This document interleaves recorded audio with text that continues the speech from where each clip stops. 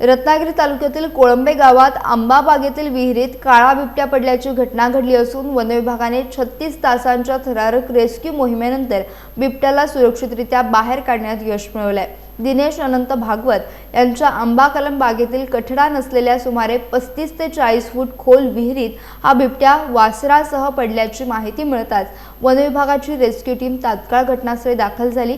बिबट्या विहिरीतील कपारीमध्ये लपून बसल्यामुळे सुरुवातीला पिंजऱ्याद्वारे त्याला बाहेर काढण्याचे प्रयत्न अपयशी ठरले। त्यानंतर वन विभागाने पाण्याची पातळी वाढवण्यासाठी टँकरद्वारे विहिरीत पाणी सोडले। अखेर 36 तासांच्या प्रयत्नानंतर बिबट्या पिंजऱ्यात जेरबंद करण्यात वन विभागाला यश आले।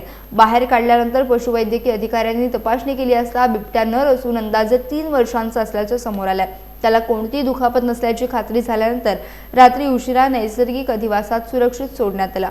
या रेस्क्यू मोहिमेत वन विभाग, पोलीस प्रशासन आणि ग्रामस्थांचे मोलाचे सहकार्य लाभले।